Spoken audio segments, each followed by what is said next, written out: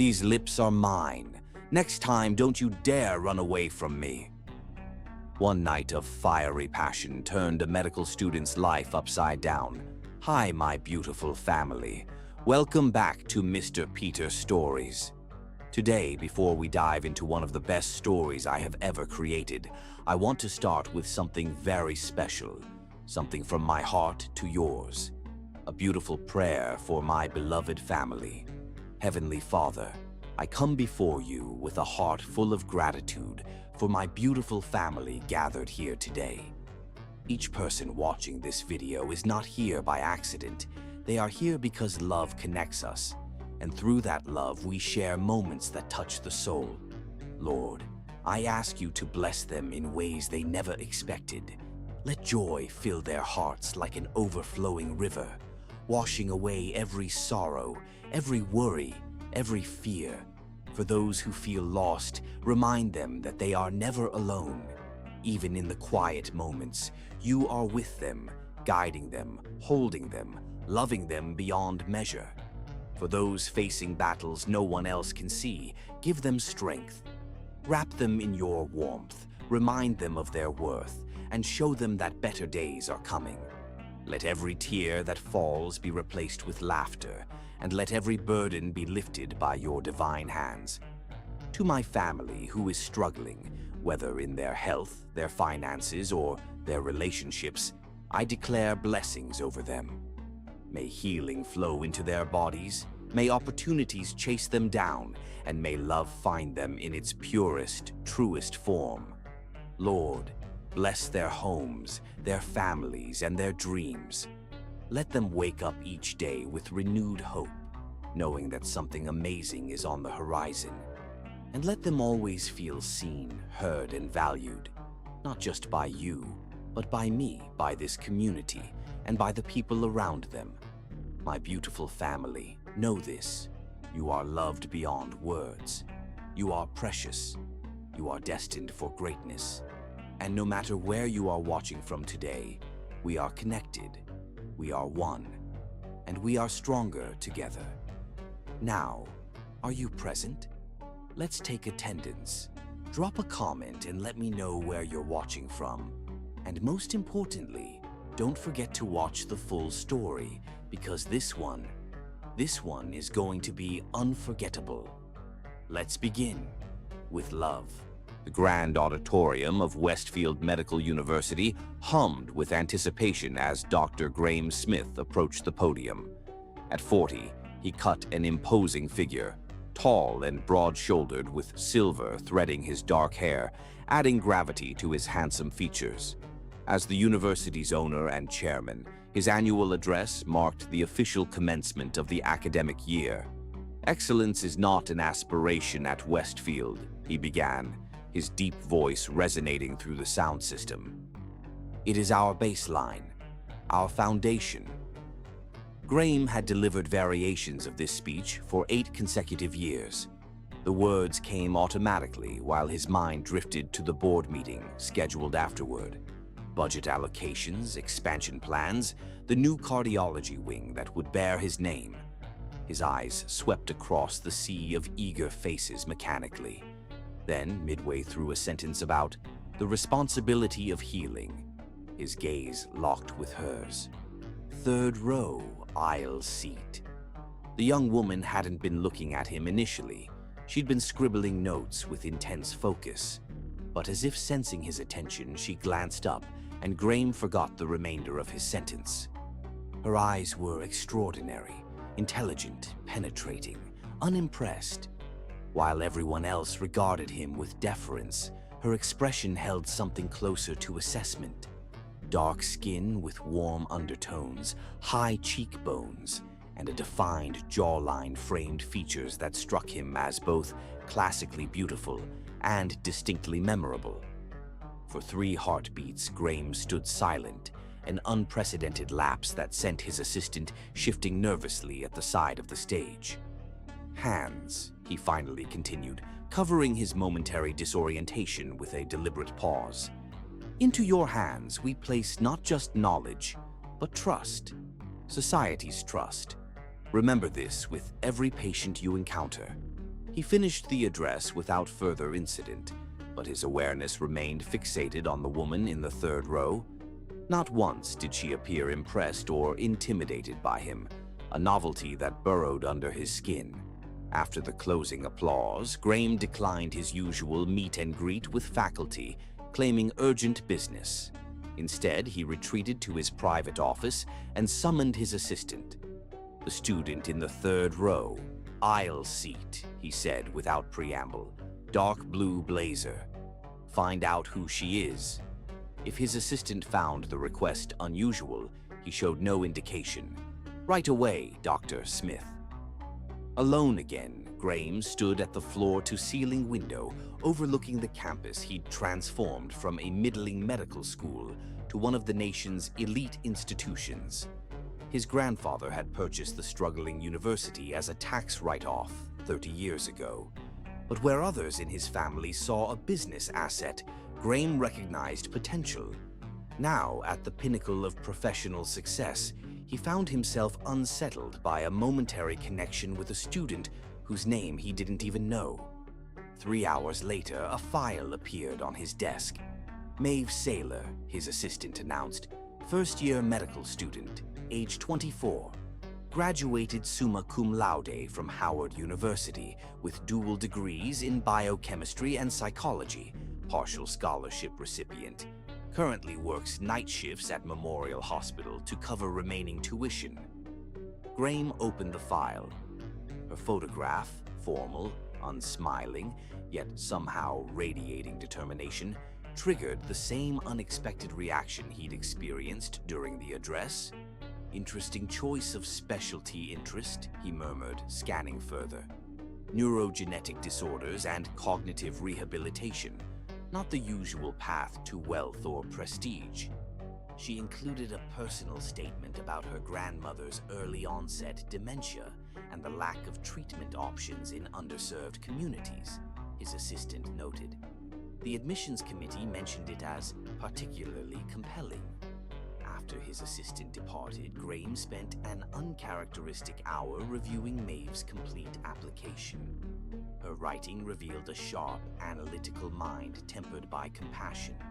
One professor had written, "Ms. Saylor challenges conventional wisdom, not from arrogance, but from a genuine belief that medicine must evolve beyond its comfortable paradigms."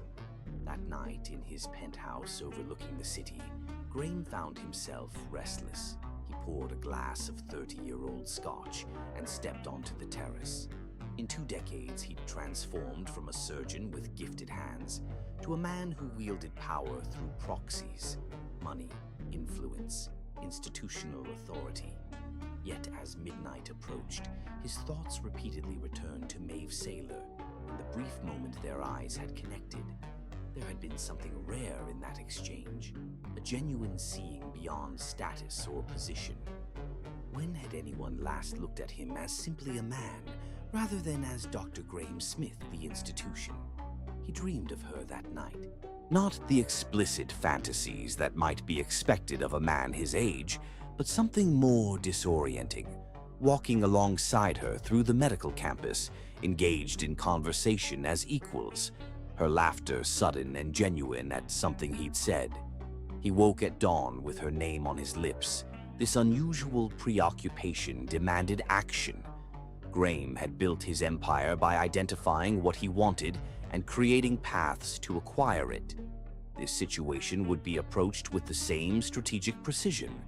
By afternoon, he'd rearranged his typically inviolable schedule to include a surprise visit to the first-year anatomy lab.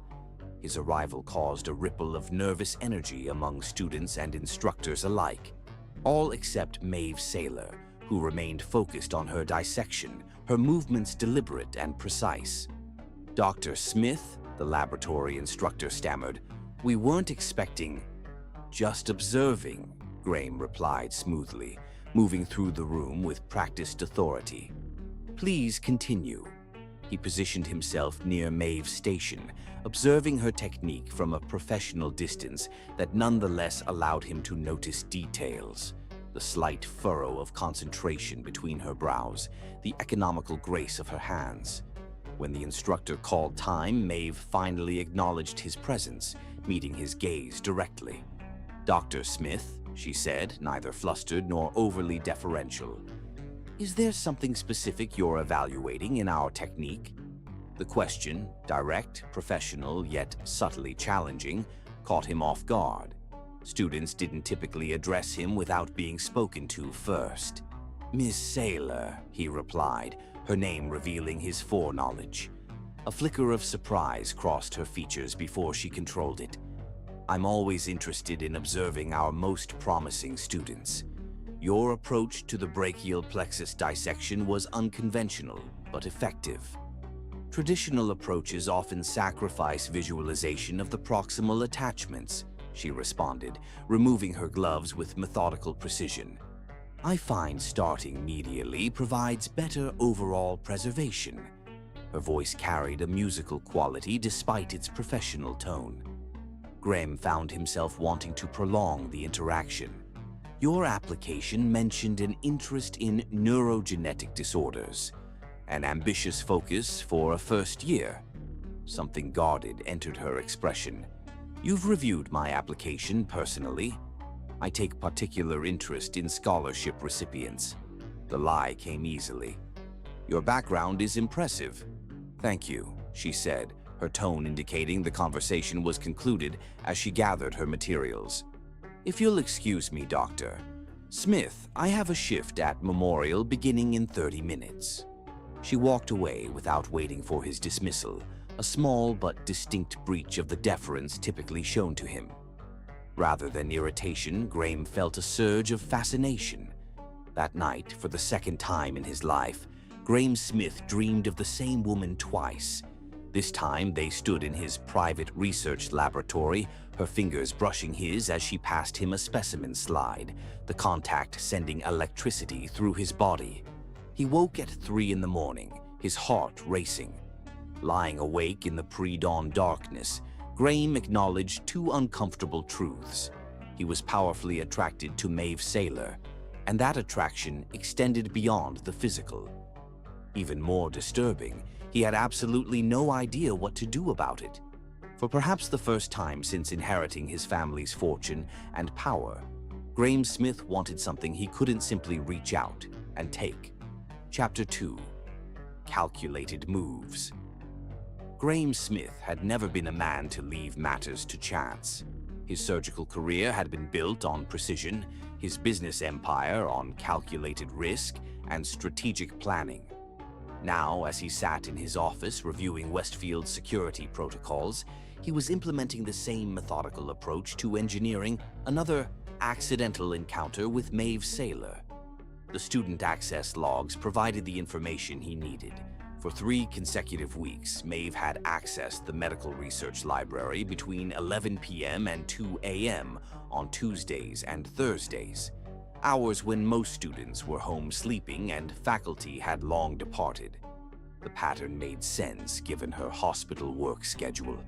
Thursday evening found Graham in his private study at home, reviewing research papers on neurogenetic disorders with unexpected intensity. By midnight, dressed in casual attire, dark jeans and a charcoal sweater that downplayed his imposing stature, he entered the research library's west wing through his private access door. The cavernous space was dimly lit, with pools of focused light illuminating individual workstations. Most sat empty at this hour. Graham moved silently through the stacks until he spotted her, bent over multiple open textbooks at a corner desk, headphones covering her ears, completely absorbed in her studies. Watching her unobserved, Graham felt an unfamiliar tightness in his chest. Maeve had exchanged her typical neat appearance for comfortable efficiency, hair wrapped in a colorful scarf, oversized sweater hanging off one shoulder, revealing the elegant curve of her neck.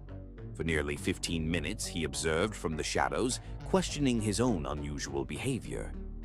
When had Graham Smith, who commanded boards of directors and medical conferences with unflinching authority, become reduced to lurking in libraries at midnight?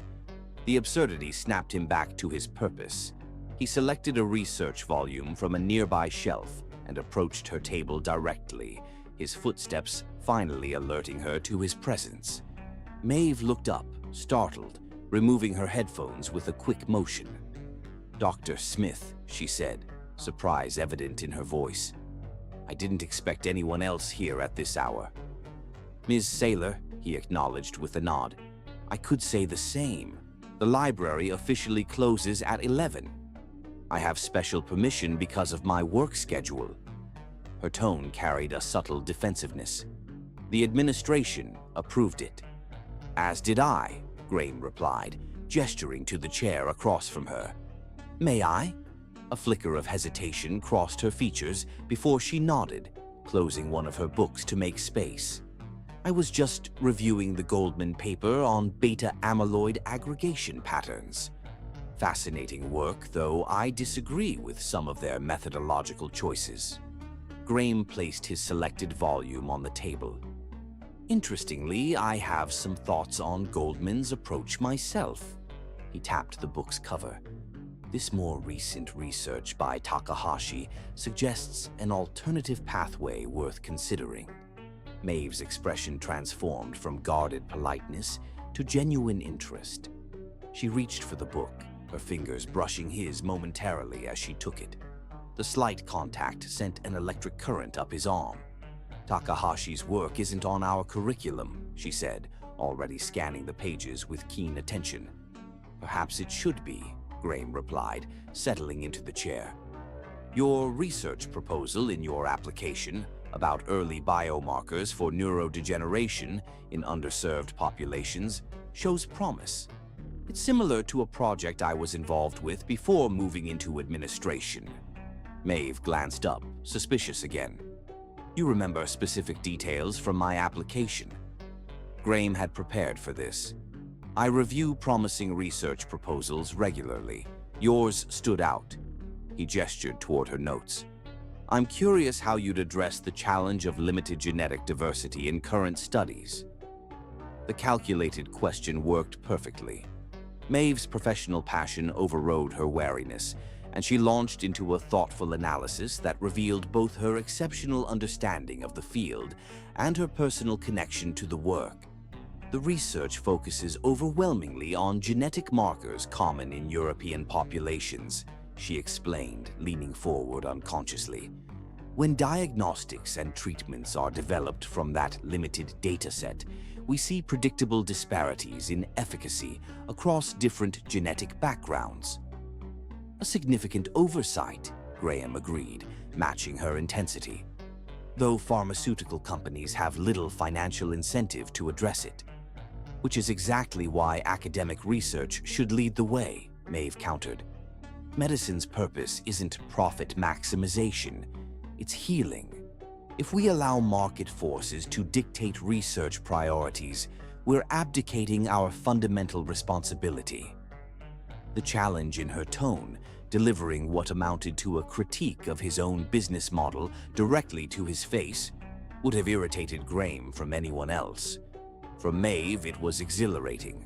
When was the last time anyone had spoken to him with such unvarnished honesty? "A compelling argument," he conceded, studying her animated features. "Though perhaps idealistic in execution." "Idealism with strategic implementation isn't naivety, Dr. Smith. It's vision." Maeve's eyes held his without wavering. "Something I thought Westfield claimed to value." Hours passed unnoticed. When Maeve glanced at her watch and gasped, Graham was startled to see it was nearly 4 in the morning. "I have an 8 a.m. class," she said, hurriedly gathering her materials. "I hadn't realized." "I've kept you far too long," Graham said, standing to help collect her scattered notes. As he handed her a page of handwritten observations, their fingers connected again. This time, neither pulled away immediately, the contact lingering for 3 heartbeats. "Your insights are remarkable," he said, his voice rougher than intended, "particularly for a first-year student." Something in his tone made her step back, the professional mask returning. "I should go." "Before you do." Graham reached into his pocket and withdrew a small access card. This grants entry to the private research collections on the 6th floor, materials that would be relevant to your interests. Maeve stared at the offered card without taking it. Those collections are restricted to faculty and visiting researchers. I'm making an exception. When she still hesitated, he added, "Your work merits access to proper resources, Ms. Saylor. This isn't special treatment. It's appropriate allocation based on demonstrated potential." After a moment of visible internal conflict, Maeve accepted the card, careful to avoid touching his hand. "Thank you, Dr. Smith. I'll use it responsibly." As she turned to leave, Graham called after her. "I have some research notes on neuroplasticity in degenerative conditions that might interest you. If you'd like to continue our discussion, perhaps next Tuesday, same time." Maeve paused at the doorway, turning back with an expression he couldn't quite interpret. "I'll consider it," she said finally, neither accepting nor rejecting outright.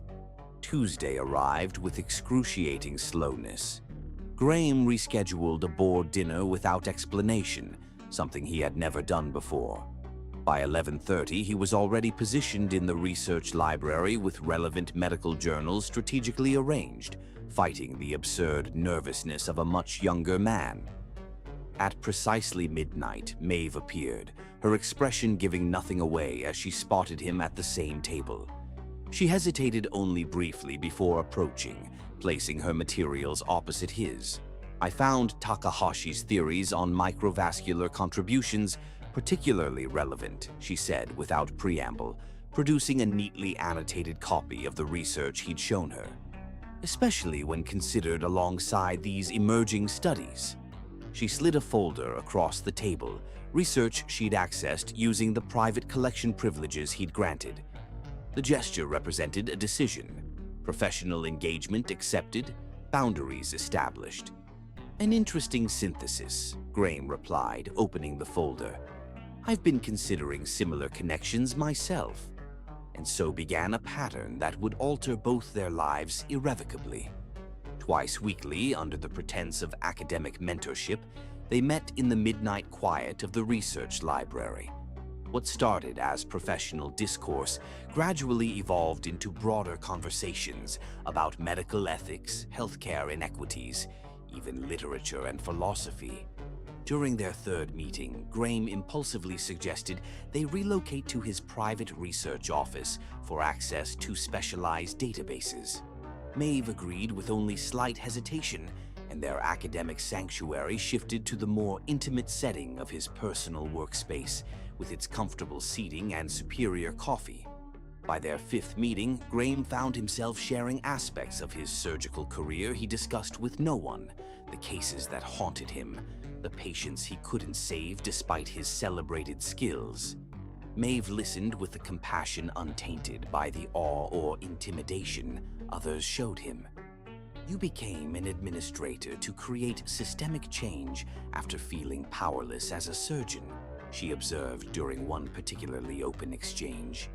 "Yet you seem to miss the direct impact of treating patients." The statement, delivered without judgment, cut closer to truth than Graham cared to admit. He changed the subject, but the observation lingered, an uncomfortable mirror held to motivations he rarely examined. During their eighth meeting, Graham found himself watching Maeve's hands as she sketched a neural pathway diagram, struck by their elegant efficiency. When she reached for a reference book at the same moment he did, their fingers not only touched, but inadvertently intertwined for a suspended moment. The contact sent heat coursing through his body, and he saw her pupils dilate slightly before she carefully withdrew her hand. Neither acknowledged what was happening between them, the gravitational pull that gradually decreased the physical distance across the table with each meeting, the conversations that stretched until dawn, the personal disclosures that had nothing to do with medicine or research. Yet both recognized the dangerous territory they approached. Maeve maintained careful formality, always addressing him as Dr. Smith, despite his repeated invitation to use his first name. Graham justified their interactions as mentorship, ignoring the anticipation that built throughout the week before their meetings. The pretense grew thinner with each encounter, the unspoken tension more palpable. And with every meeting, Graham Smith, a man accustomed to pursuing what he wanted directly, found himself increasingly willing to dismantle the principles and boundaries of a lifetime for a few hours in her company. Chapter 3.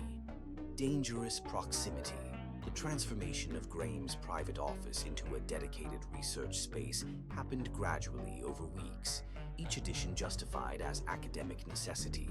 The sleek conference table now permanently hosted medical journals and research materials. A second computer workstation appeared, then specialized equipment for data analysis. The liquor cabinet was discreetly replaced with a premium coffee station and healthy snacks that he'd noticed Maeve preferred. If his assistant found these changes unusual, he was too professionally discreet to comment. The midnight meetings, however, had not gone entirely unnoticed. The security logs documented their timing with mechanical precision, creating a paper trail that made Graham uncomfortably aware of potential scrutiny. "I've adjusted the security protocols," he mentioned casually during their 12th meeting. "Your access card now bypasses the main logging system when you enter this wing."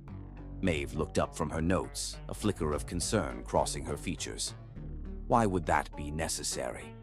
Graham maintained his expression of professional neutrality.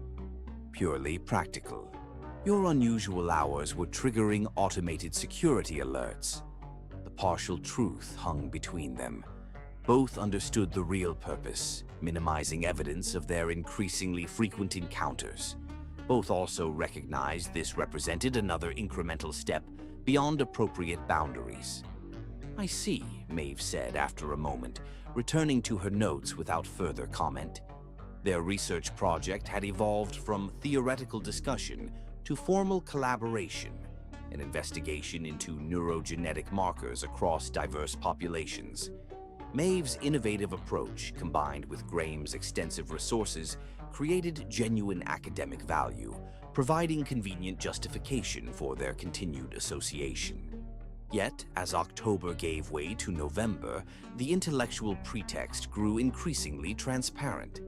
Graham found himself manufacturing reasons to extend their sessions, introducing topics tangential to their research, simply to prolong their time together. More telling, Maeve no longer left promptly when their work concluded, instead lingering over discussions that wandered far from medicine.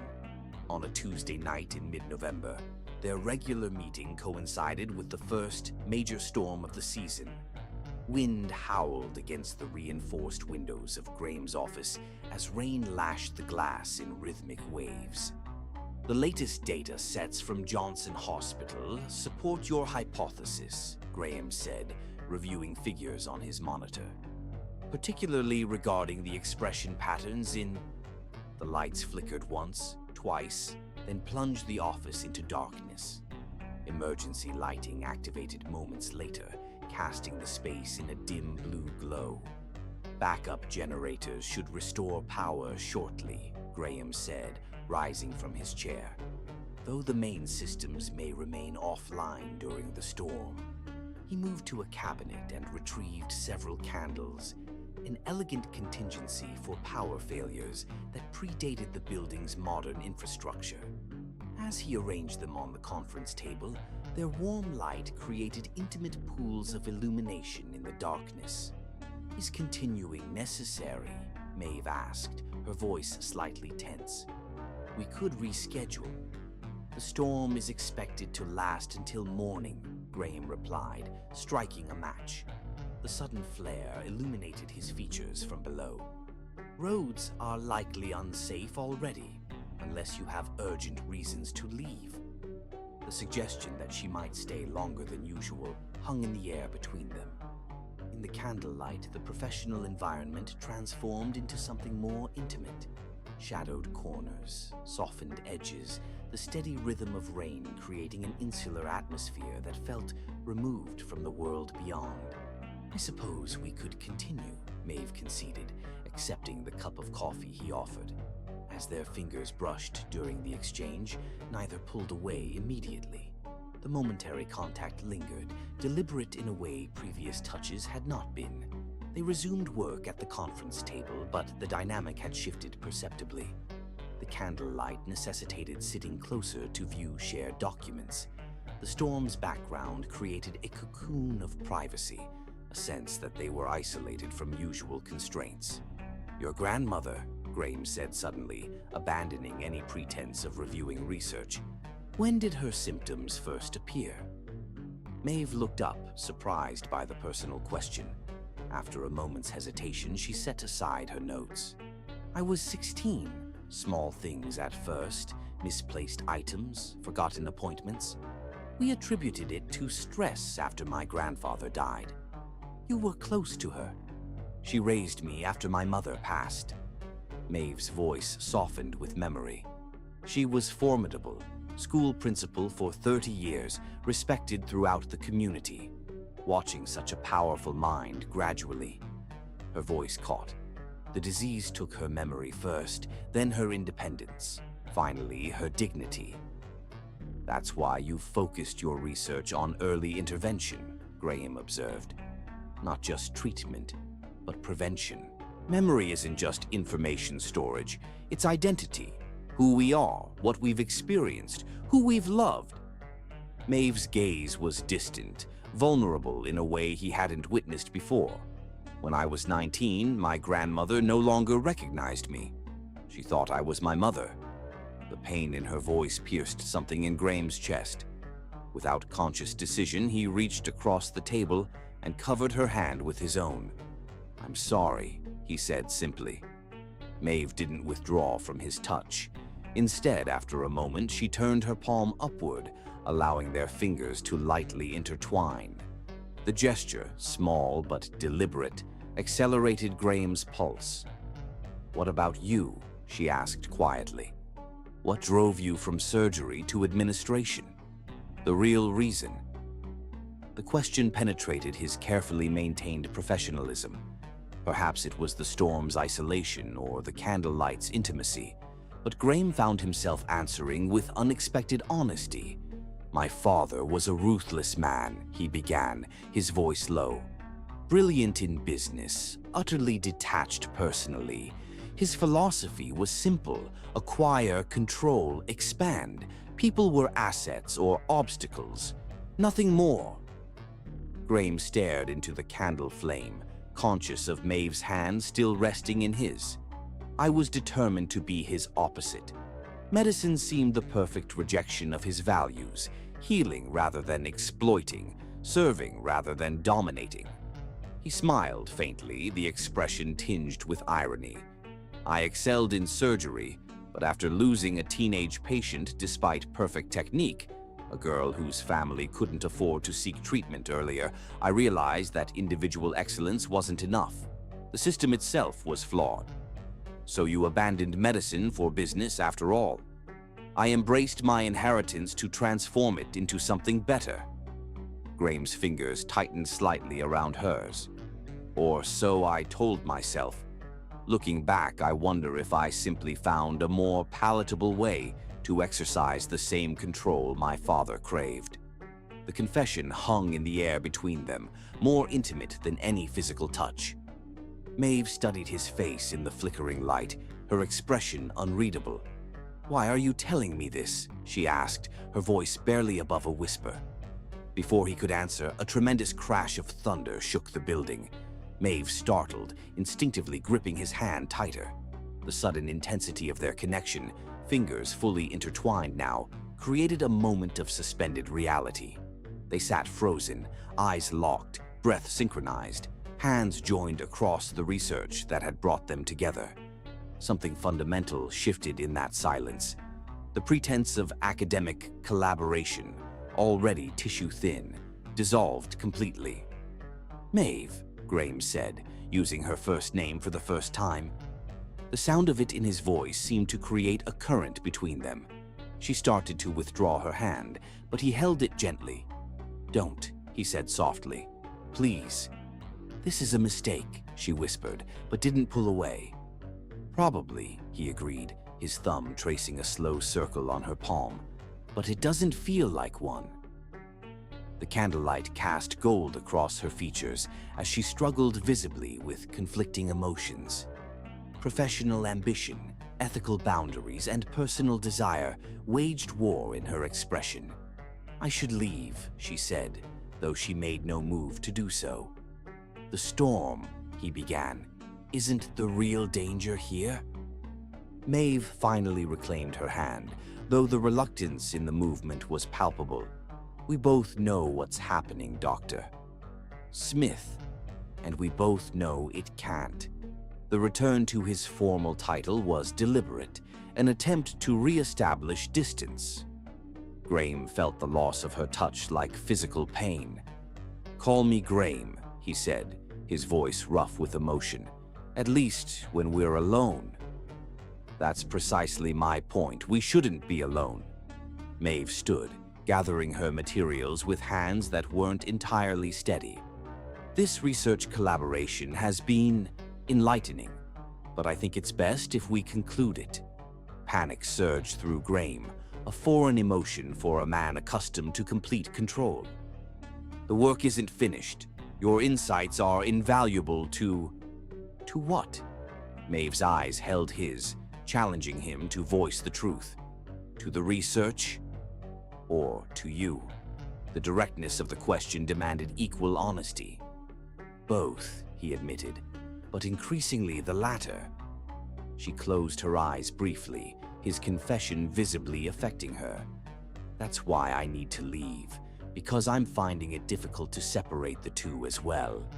The acknowledgement that her feelings mirrored his own, however reluctantly, sent a surge of hope through him. Graham stood, moving around the table to face her directly. The height difference between them meant she had to tilt her head back to maintain eye contact, creating an intimacy that was almost unbearable. "Perhaps we shouldn't try to separate them," he suggested, his voice low. "Perhaps there's a path forward that honors both." "There isn't," Maeve replied, though she made no move to increase the distance between them. "You know the realities as well as I do. The power differential, the professional consequences, the scandal if..." "If what?" Graham asked, taking a careful step closer. He was near enough now to detect the subtle scent of her perfume, something with notes of vanilla and amber. "If we acknowledge what's happening between us." "Nothing is happening," she insisted, contradicting her words by swaying slightly toward him. "Nothing can happen." Another crash of thunder rattled the windows. In the momentary blue-white illumination of lightning, Graham saw the conflict in her eyes, desire warring with resolution. "Tell me you don't feel this," he said quietly, "and I'll never mention it again. We'll return to purely professional interaction. I'll arrange for another faculty member to oversee your research. Just tell me honestly that you don't feel the same connection I do." Maeve's lips parted as if to speak, but no words came. Instead, she abruptly stepped back, creating distance between them. "I need to go," she said, her voice steadier than before. "Now." Graham knew he stood at a crossroads. He could respect her boundaries, or he could pursue what he wanted with the same determination that had built his empire. The latter had always been his instinct. "At least let me drive you home," he offered, a compromise between the two paths. "The storm, I'll call a car service." Maeve shouldered her bag, moving toward the door with purpose. At the threshold, she paused, looking back at him. "Thank you for your mentorship, Dr. Smith. It's been educational." The formality cut deeper than outright rejection might have. Graham watched her walk away, fighting the impulse to follow. When the door closed behind her, he remained standing in the candlelit office, surrounded by the research materials that had brought them together and the growing certainty that he had just made a critical error in letting her leave. Outside, the storm continued unabated, matching the turbulence within him. Chapter 4: Reckless Proposition. 3 days passed without word from Maeve. Graham checked his phone obsessively, refreshed his email constantly, and twice found himself walking past the lecture halls where her classes were scheduled. He recognized the behavior as beneath his dignity, yet couldn't seem to stop himself. On Friday afternoon, his assistant delivered a neatly packaged box to his office. Inside, Graham found the access card to the private research collections and a handwritten note. Dr. Smith, I'm returning this with my sincere gratitude for your mentorship. Our discussions have been invaluable to my academic development. However, I believe it's best for both of us if I pursue my research independently going forward. Respectfully, Maeve Saylor. The formality felt like a physical blow. Graham read the brief message multiple times, analyzing each carefully chosen word. She hadn't permanently severed their connection, merely redirected it toward appropriate professional boundaries. It was the rational decision, the correct one. So why did it feel like devastating rejection? That evening, alone in his penthouse, Graham poured himself a double scotch and stepped onto the terrace. The city lights blurred beneath him as he contemplated the absurdity of his situation. At 40, he commanded one of the nation's premier medical institutions. His fortune placed him among the wealthiest individuals in the country. World-renowned physicians sought his approval and attention. Yet here he stood, brooding over a 24-year-old medical student who had the audacity to reject his attention. "This ends now," he muttered to himself, draining his glass. His father's voice seemed to echo in his head. "Smiths don't pine, they act." The next morning, Graham instructed his assistant to send a spectacular arrangement of white orchids to Maeve's apartment address, accompanied by a note requesting a professional meeting to discuss a potential research grant. It was a calculated approach, maintaining the pretext of academic interest while making a gesture impossible to ignore. The flowers were returned to his office that afternoon, unopened and unacknowledged. For 5 days, Graham attempted to focus on university business. He led board meetings, reviewed expansion plans, and authorized equipment purchases with mechanical efficiency. Outwardly, he remained the impeccable administrator. Inwardly, his thoughts continuously circled back to Maeve. Her intelligence, her integrity, the way her eyes had reflected candlelight during the storm. On the 6th day, his resolve broke. Abandoning all pretense of coincidence, he positioned himself outside the neuroscience lecture hall precisely as Maeve's class concluded. Students streamed into the hallway, their animated conversations falling silent at the unexpected sight of the university's owner waiting in the corridor. Maeve emerged last, deep in conversation with a professor. She stopped abruptly when she saw Graham, her expression cycling through surprise, wariness, and finally composed neutrality. "Dr. Saylor," the professor said, "we'll continue this discussion tomorrow." Left alone with Graham in the rapidly emptying hallway, Maeve straightened her shoulders. "Dr. Smith, this is unexpected. You've been avoiding me," he said without preamble. "I've been focusing on my studies," she countered, "as is appropriate. We have unfinished business, our research collaboration. I believe my note made my position clear." Maeve glanced around, conscious of the public setting. "If you'll excuse me, I have clinical rounds in 20 minutes. As she moved to pass him, Graham stepped into her path. "Have dinner with me tonight." Maeve's eyes widened slightly. "That would be inappropriate." "A professional dinner," he clarified smoothly, "to discuss your research funding. My foundation could provide significant resources for your work." Her expression hardened.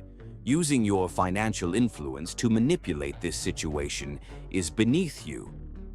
"Is it?"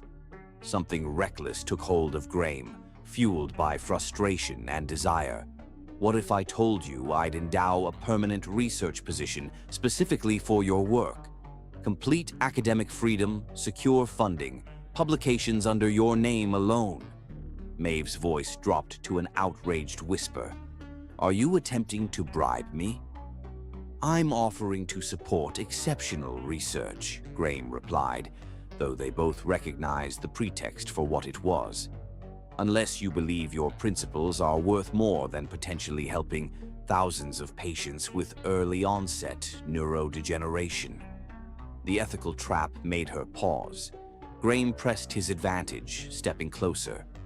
One dinner, purely professional. What harm could possibly come from that? After a visible internal struggle, Maeve nodded curtly. Fine. One dinner in a public restaurant to discuss research funding only. Text me the details. She stepped around him and walked away, her posture rigid with tension. Graham watched her retreating figure with a mixture of triumph and uneasiness. He had secured what he wanted through tactics he would have despised in anyone else. That evening, Graham reserved a private dining room at Aurelia, an exclusive restaurant with a 3-month waiting list.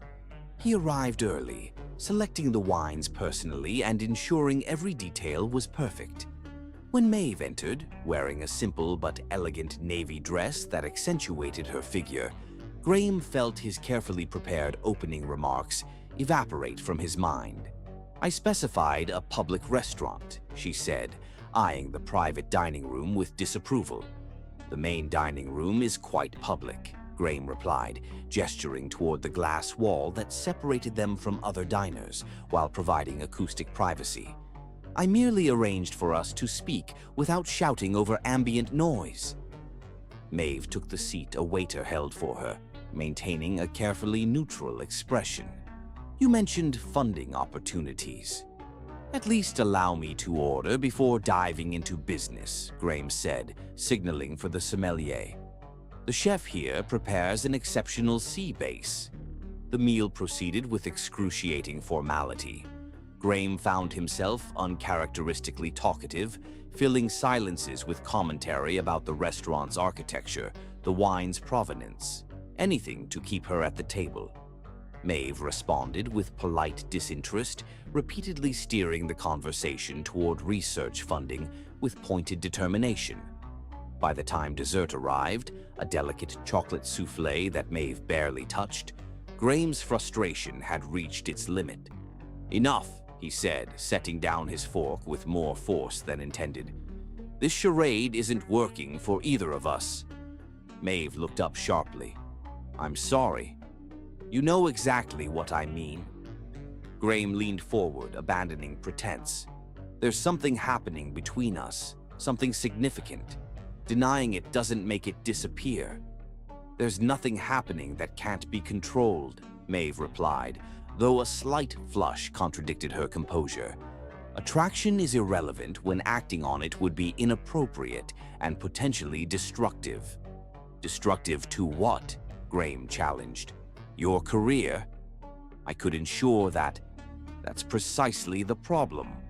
Maeve's eyes flashed with sudden anger. You could ensure anything.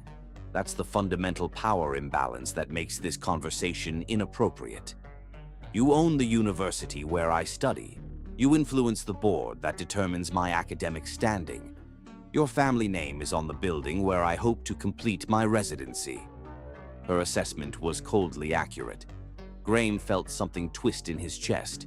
What if I could eliminate those concerns? He asked, his voice dropping to a near whisper. You can't. But if I could. Graham reached across the table, stopping just short of touching her hand. If there were no professional entanglements between us, would you allow yourself to explore what we both feel? Maeve's silence was answer enough. Her eyes held his, unguarded for a brief moment that revealed everything she'd been carefully concealing. Something shifted within Graham, a calculation, a decision. He straightened in his chair, suddenly focused with the same intensity he'd once brought to complex surgeries. I have a proposition, he said quietly. Wariness returned to Maeve's expression. I'm not interested in... Hear me out, please. For the first time since she'd known him, Graham's voice carried a note of genuine vulnerability. One night. That's all I'm asking for. One night without restrictions or pretense or professional boundaries. Maeve's face registered shock, quickly masked by outrage. "Are you seriously proposing?" "In exchange," Graham continued, his words precisely chosen, "I'll establish a full scholarship in your name, not just for you, for 5 students each year from underrepresented communities pursuing neuroscience. Additionally, I'll endow a research center focused specifically on neurodegeneration in diverse populations, with guaranteed positions for qualified researchers from those same communities." The clinical detachment in his voice belied the thundering of his heart. He was crossing a line that couldn't be uncrossed, transforming desire into transaction in a way that violated every professional and ethical standard he was sworn to uphold. Maeve stared at him, her expression shifting from disbelief to disappointment to cold fury. "Let me be absolutely clear about what's happening right now," she said, her voice deadly quiet. "You, the owner of the university where I study, are offering to trade academic opportunities for sexual favors." Put so bluntly, the proposition sounded as reprehensible as it was. Graham opened his mouth to qualify, to explain, but found no defense. "I believed you were different," Maeve continued, gathering her purse and standing. "I thought your interest in my work was genuine. I even respected you despite my better judgment." "Maeve, my grandmother cleaned houses for families like yours to pay for my mother's education," she said, each word precise and cutting. "My mother worked 2 jobs to save for mine. I've earned every opportunity through merit and hard work, not by trading my dignity for advantage." Graham stood as well, desperate to salvage something from the catastrophic miscalculation. "That's not what Isn't it?" Maeve's eyes burned with contempt. "You've revealed exactly who you are, Doctor Smith. A man so accustomed to purchasing what he wants that he can't recognize some things aren't for sale." She turned to leave, then paused, delivering a final, devastating assessment. "The saddest part is that I actually felt something for you. Something real. But you couldn't trust that enough to let it develop naturally. You had to try to buy it, control it, own it, just like your father taught you." The reference to his confidential disclosure during the storm, now weaponized against him, left Graham speechless. He watched, paralyzed, as Maeve walked away, her back straight and head high, despite the trembling he could detect in her shoulders. Only when she disappeared did he sink back into his chair, a hollowness expanding in his chest. The restaurant staff hovered uncertainly at the periphery, sensing the catastrophe but unsure how to respond to a man of his stature in apparent distress. "Sir," the maitre d' ventured cautiously. "Is everything out?" Graham ordered, his voice barely controlled. "Everyone out. Now!" Alone in the abandoned private dining room, surrounded by the elegant trappings of a disastrous evening, Graham Smith, for the first time since childhood, buried his face in his hands. He'd pursued Maeve with the same strategic determination that had built his empire, using every advantage at his disposal. And in doing so, he had destroyed the very thing he sought to capture: her genuine regard, freely given. Worse, he recognized with crushing clarity that her final assessment was accurate. Despite his lifelong attempt to differentiate himself from his father, when faced with something he couldn't easily obtain, he had reverted to the same tactics: manipulation, coercion, treating people as commodities to be acquired. The realization was devastating. So absorbed was he in this moment of painful self-recognition that Graham failed to notice the young waiter in the main dining room, smartphone discreetly capturing the aftermath of what had clearly been a dramatic confrontation between the university's famous owner and a beautiful young black woman who had stormed out in evident distress. By morning, the speculation would begin. By afternoon, it would become rumor. And by the following day, both their lives would be forever altered in ways neither had anticipated. Chapter 5. Scandal erupts.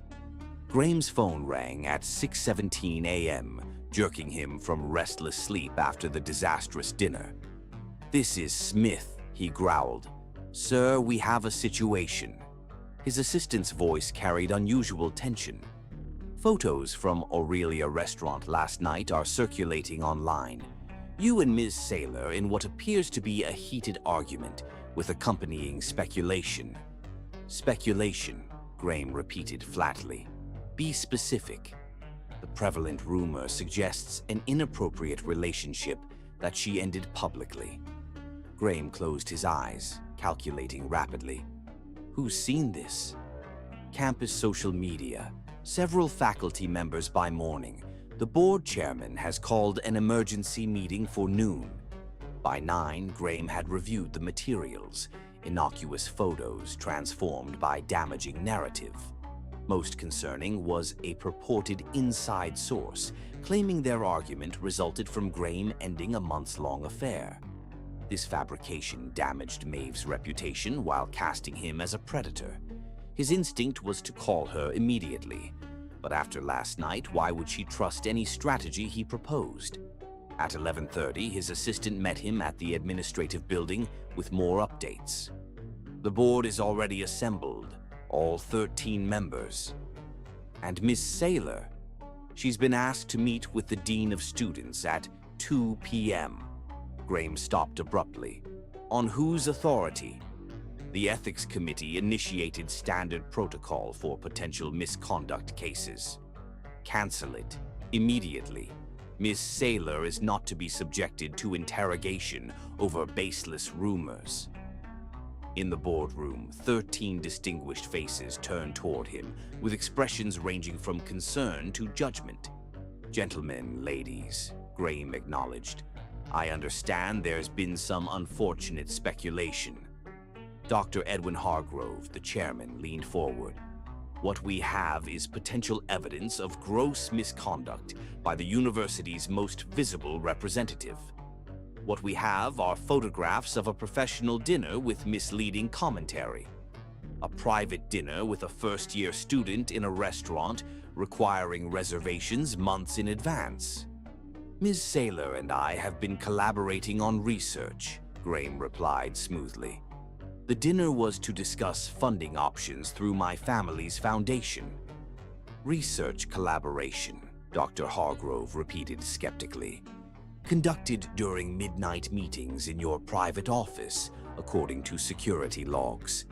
Graham maintained composure through practiced discipline, explaining that their meetings accommodated her hospital work schedule. A female board member spoke. "The university's reputation requires more than your personal assurance. The appearance of impropriety can be as damaging as impropriety itself." Dr. Hargrove slid a document across the table, a statement announcing Graham's temporary leave pending investigation, effective immediately. "This is premature," Graham said calmly, "and potentially damaging to both the university and Ms. Saylor. More damaging than photographs of our university owner in a romantic entanglement with a student," Dr. Hargrove challenged.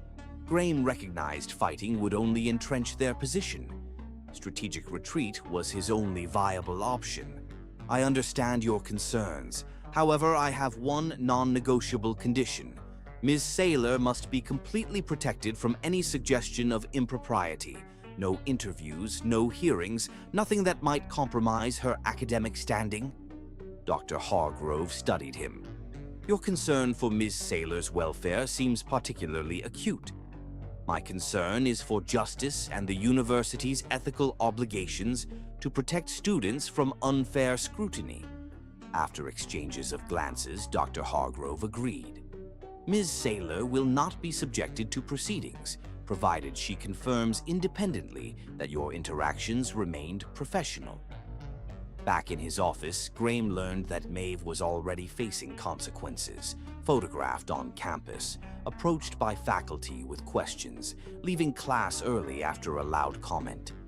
Without hesitation, he wrote her a personal letter, instructing his assistant to have it hand-delivered with absolute privacy. By evening, Graham had retreated to his penthouse, deflecting all calls.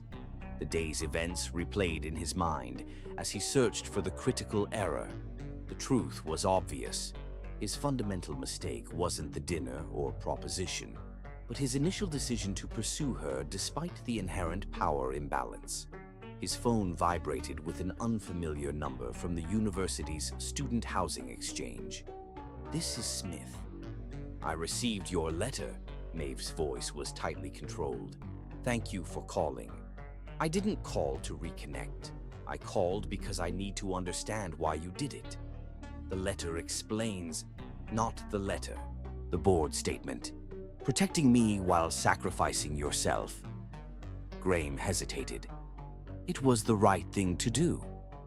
"Since when does right factor into your calculations?" Bitterness colored her tone. "Since I realized what my actions had cost you, I can absorb professional consequences. My position, name, and fortune insulate me from lasting damage. You have no such protection." Silence followed, then, "They're calling me your mistress," suggesting I traded favors for advantages. People I've never spoken to have suddenly formed opinions about my character, my abilities, my worth. Each word struck Graham like physical pain. "I'm sorry. The statement should help counter those narratives." "It won't, but I appreciate the attempt." Her voice strengthened. "I won't let this derail my education or research. I worked too hard to get here." "You shouldn't have to fight this battle," Graham said quietly. "One of many I didn't choose. Goodbye, Dr. Smith." "Maeve." The line had already disconnected. Graham stood motionless, phone pressed to his ear. Finally, he moved to his desk with newfound purpose. If he couldn't undo the damage, perhaps he could create something meaningful from the ruins.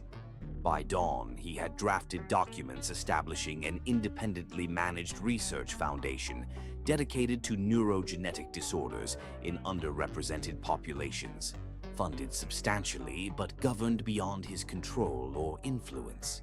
It wasn't redemption, but it was a start. Chapter 6. Pursuing Fire. 3 weeks into his temporary leave of absence, Graham found himself more professionally active than he had been in years. Not in university administration, that remained in the hands of an interim leadership team, but in a return to his original calling. The small community clinic in Westridge, a struggling neighborhood 20 minutes from the university, had been surprised by his offer to volunteer as a physician 2 days weekly.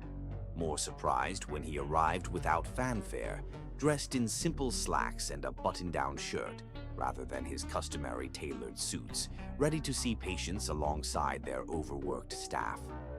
Those first days had been awkward, nurses and administrators uncertain how to treat the disgraced university owner, now suturing minor wounds and conducting routine examinations in their modest facility. But Graham's surgical precision and unexpected humility gradually earned tentative acceptance.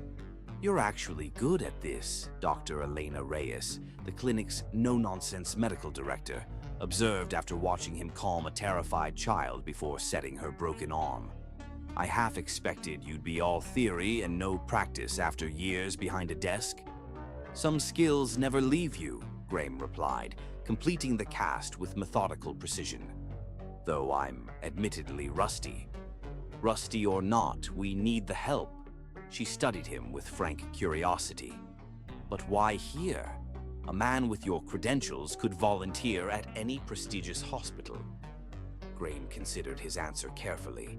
"Those hospitals already have adequate resources. Here I might actually make a difference." It wasn't the full truth, but it wasn't entirely false either. What he couldn't explain, even to himself, was the curious relief he felt treating patients again. The immediate, tangible impact of easing suffering without institutional politics or financial calculations cluttering the exchange. The simple gratitude in a patient's eyes when pain was alleviated or fear assuaged. Meanwhile, Maeve faced her own challenges at Westfield. Despite the board's statement protecting her from formal proceedings, whispers followed her through campus corridors. Some professors questioned her academic achievements, suggesting they resulted from special attention rather than merit. Her lab partners requested reassignment, fearing association with her controversy. The isolation might have broken someone with less determination. Instead, Maeve doubled her study hours, produced research papers of exceptional quality, and maintained perfect attendance despite the uncomfortable scrutiny. When a prominent neurologist attempted to remove her from a prestigious research project, she calmly presented documentation of her contributions, so compelling that he was forced to retreat. Their paths remained separate but parallel, both fighting distinct battles triggered by the same catalyst, neither aware of the other's specific struggles, until fate intervened. One evening in late April, reviewing patient files at the clinic long after his volunteer shift had ended, Graham discovered a funding crisis threatening the facility's future. Insurance reimbursements had been delayed, grant renewals stalled in bureaucratic limbo, and critical equipment needed immediate replacement. Without hesitation, he established an anonymous endowment ensuring the clinic's continued operation. The same week, he created a scholarship foundation for students from underrepresented backgrounds pursuing neuroscience, with selection criteria specifically designed to benefit students like Maeve without directly involving her. These actions weren't calculated strategies to win Maeve back.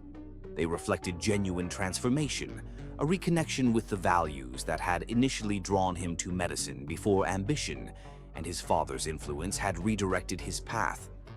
Graham heard about Maeve only through carefully casual inquiries to his remaining university contacts. She was excelling despite the controversy, her research advancing through sheer brilliance and determination. He felt pride without entitlement, concern without possessiveness, unfamiliar emotions for a man accustomed to ownership. Their paths crossed unexpectedly 6 weeks after the scandal. Graham was completing a shift at the clinic when paramedics brought in a stroke patient, an elderly woman from Maeve's neighborhood. As he stabilized the patient, a familiar voice cut through the emergency room chaos. "Grandmother." Maeve rushed to the bedside, her professional composure cracking at the sight of her only remaining family in crisis. When she noticed Graham, shock froze her momentarily before her focus returned to her grandmother. "Doctor, Reynolds is handling her case," a nurse explained, gesturing toward Graham. "Dr. Reynolds," Maeve repeated, confusion evident. "I've been using my middle name," Graham explained quietly, "to avoid complicating patients' care with associations." Understanding dawned in her eyes, followed by wariness. "Is she stable for now?" Graham assured her. "But she needs specialized treatment not available here." What followed was a demonstration of Graham's transformation. Without fanfare or announcement, he arranged helicopter transport to the university's Advanced Neurology Center, personally called the best neurologist on staff, and ensured priority treatment, all without once leveraging his name or position. When paperwork mentioned prohibitive costs, he quietly arranged coverage through the clinic's emergency fund. Maeve observed these actions with growing confusion. This humble efficiency contradicted everything she'd believed about him, a man she'd dismissed as fundamentally self-serving. During her grandmother's transport, they found themselves momentarily alone in the clinic's small break room. "Thank you," Maeve said simply, "for my grandmother." Graham nodded, maintaining professional distance. It's what any physician would do. But not what any disgraced university administrator would do, she noted, studying him with new consideration. "You've been working here regularly, twice weekly since the leave began. Why?" The question contained layers. Why here in this struggling neighborhood? Why return to clinical practice? Why abandon the power and prestige he'd built his life around? "Because I needed to remember why I became a doctor," Graham answered honestly, "before everything else complicated that purpose." Something shifted in Maeve's expression. Not forgiveness, but perhaps the beginning of reassessment.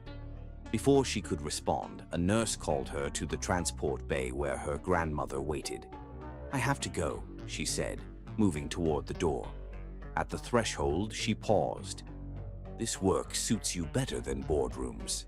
The observation, delivered without anger or flattery, affected Graham more profoundly than any formal recognition he'd received throughout his career. It acknowledged something genuine in him, a quality he'd nearly forgotten existed. Over the following weeks, Graham expanded his clinic hours while maintaining deliberate distance from the university. His attorney handled communications with the board, who were gradually realizing the institution's financial stability depended on his eventual return. But Graham found himself increasingly disinterested in resuming his administrative role. What he couldn't forget was Maeve's unexpected appearance and their brief exchange. The memory lingered, not as a strategy for reconnection, but as a moment of authentic recognition between two people seeing each other clearly for perhaps the first time. When news reached him that Maeve had signed up for a medical volunteer mission to an underserved Caribbean community, Graham felt no entitlement to this information. He simply acknowledged it as further evidence of her exceptional character. 3 days before her scheduled departure, Graham received an alert from the university hospital's pharmacy system, an unusual prescription pattern for specialized medications. Investigating discreetly, he discovered several critical treatments required for the mission had been denied funding at the last minute. Without hesitation, Graham leveraged his pharmaceutical industry connections to secure and personally deliver the medications to the mission coordinator, with strict instructions to maintain his anonymity. The action wasn't calculated to impress Maeve. She would likely never know of his involvement. The mission departed as scheduled. 2 days later, Graham received an unexpected text message from an international number. "The medications arrived just in time. They told me who was responsible. Still processing that information. But thank you. M." Graham stared at the message for a long moment, something warm and unfamiliar expanding in his chest. Not triumph or satisfaction, but something quieter and more profound. The realization that doing right without expectation of return carried its own reward. He responded simply, "No thanks necessary. Be safe." It wasn't pursuit in any conventional sense, but in choosing to become worthy rather than simply wanting, Graham had perhaps initiated the most meaningful chase of his life. Chapter 7. Forbidden Touch. Maeve's volunteer mission extended from the planned 2 weeks to nearly a month. The rural Caribbean clinic faced overwhelming needs with minimal resources, testing even the most experienced physicians. Though still a student, Maeve's exceptional abilities and tireless work ethic earned respect from the mission's senior doctors, who increasingly relied on her judgment. In her rare moments of quiet, usually late at night under mosquito netting with only her thoughts for company, Maeve found herself reflecting on Graham Smith. Not the powerful administrator who had propositioned her, but the physician she'd glimpsed at the community clinic, focused, humble, genuinely committed to patient care. The contradiction troubled her more than she cared to admit. The mission's final week brought crisis. A tropical storm damaged their medical supplies, including temperature-sensitive medications for several critical patients. The nearest replacement source was a 12-hour journey over treacherous roads, with no guarantee of availability upon arrival. When Maeve mentioned this during her daily satellite call to check on her grandmother's recovery, she was simply venting frustration. She never expected action, much less the miracle that occurred 18 hours later. A private helicopter landed on the village's makeshift soccer field, carrying not only the needed medications, but additional supplies the clinic had been requesting for months.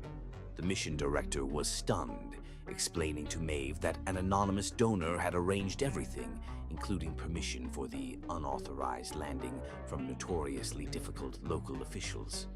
Maeve knew immediately. The precise inventory of exactly what they needed, the diplomatic connections required for emergency clearance. It carried Graham's unmistakable efficiency. Yet unlike his previous grandiose gestures, This one came with no name, no recognition, no implied obligation. The night before her departure from the island, Maeve sent a text. "Thank you again. Your intervention saved lives." His reply came minutes later. "You did the saving. I merely facilitated." Something about the humble response unlocked emotions Maeve had been suppressing. Before she could reconsider, she typed, "I caught a severe fever during cleanup after the storm. While half delirious, I found myself wishing you were here."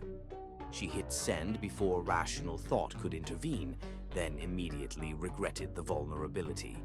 His response took nearly 30 minutes. 30 minutes of Maeve cursing her own weakness. "I would have been there if you'd asked. Are you recovered now?" The simple concern, devoid of romantic overture, somehow affected her more deeply than any passionate declaration might have. Maeve found herself responding with unprecedented honesty. Physically, yes. Emotionally, less certain. "This mission has changed my perspective on many things." "Including me," came his immediate reply. Maeve stared at the question, its directness demanding equal candor. "Yes, though I'm not sure what that means yet. It doesn't need to mean anything immediately. Recovery first, meaning later." The wisdom in his response surprised her. Patience from a man previously defined by immediate pursuit. Maeve fell asleep with her phone beside her pillow, confused but no longer angry. Upon returning to the university, Maeve found the rumor mill had found fresh targets during her absence. Her colleagues welcomed her back with genuine enthusiasm for her mission work, the scandal largely forgotten in academic circles, if not entirely erased. Her first week back, Maeve visited her grandmother at the rehabilitation center. The elderly woman's recovery had been remarkable, due largely to specialized therapy normally reserved for patients with premium insurance. When Maeve inquired about payment, the billing department mentioned an anonymous donation to their patient assistance fund, specifically earmarked for stroke rehabilitation. Again, Graham's invisible hand. Yet, unlike before, when such gestures had seemed manipulative, Maeve now recognized them as genuinely compassionate, particularly since he sought no acknowledgement or advantage from them. On a rainy Tuesday evening, Maeve made an impulsive decision. Leaving the library earlier than usual, she drove to the West Ridge Clinic where she knew Graham would be finishing his shift. She waited in her car, questioning her judgment repeatedly, nearly leaving twice before finally gathering her courage. The clinic was closing when she entered. A nurse looked up in surprise. "We're not accepting new patients tonight, but if it's urgent..." "I'm looking for Dr. Reynolds," Maeve said, using Graham's cover name. "Is he still here?" Recognition dawned in the nurse's eyes. "Dr. Saylor, right? From the volunteer mission." She smiled. "He's finishing paperwork in the back office. Go on through." Maeve found him hunched over patient files, sleeves rolled up, hair slightly disheveled, so different from the impeccable administrator she'd first encountered. He looked up, freezing momentarily at the sight of her. "Maeve." Her name emerged with quiet surprise. "Is everything all right? Your grandmother is recovering well thanks to your intervention," she completed. "That's partly why I'm here." Graham set down his pen, giving her his full attention without rising from his chair, maintaining careful distance. "What's the other part?" Maeve closed the office door, creating privacy that suddenly felt dangerous. "I need to understand what happened to you." "What do you mean?" "This." She gestured around the modest clinic. "Volunteering here, the donations, the medical supplies. All of it without recognition or advantage. It doesn't match the man who propositioned me 3 months ago." Graham's expression grew thoughtful. "Perhaps that man no longer exists." "People don't change so fundamentally without catalyst," Maeve challenged. "Don't they?" Graham stood slowly, maintaining distance. What if the catalyst was recognizing that everything you thought defined you was actually obscuring who you really are? The philosophical response surprised her. "And who are you really, Doctor Smith?" "I'm still discovering that," he admitted. "But I know who I'm not. I'm not my father. I'm not defined by acquisition or control. And I'm not pursuing you anymore, Maeve." The statement should have brought relief. Instead, it created an unexpected, hollow sensation in her chest. "Then why all this?" she asked, gesturing vaguely. "The clinic, the medications, my grandmother's treatment." "Because they were right," Graham answered simply. "Not because they might lead back to you." The honesty in his voice was unmistakable. Maeve took a step closer, studying his face with new awareness. "And if they did lead back to me?" she asked quietly. Something flickered in Graham's eyes, hope immediately tempered by caution. "That would depend entirely on what you wanted." "What if I don't know what I want?" Maeve admitted, her voice barely audible. Graham smiled slightly. "Then perhaps we've finally found common ground." The tension between them had transformed. No longer the power-laden dynamic of administrator and student, nor the manipulative pursuit of earlier months. Something more balanced had emerged, an attraction between equals despite their different positions. "I should go," Maeve said, though she made no move toward the door. "You should," Graham agreed, similarly motionless. Neither spoke for several heartbeats, the small office charged with unspoken possibilities. Finally, Maeve stepped forward decisively. "Just once," she whispered, echoing his words from months earlier. "I need to know." Before Graham could respond, she closed the remaining distance between them. Their lips met in a first kiss that answered questions while creating countless more, gentle at first, then increasingly urgent as months of tension found release. When they finally separated, Maeve stepped back immediately, touching her fingers to her lips as if to preserve the sensation.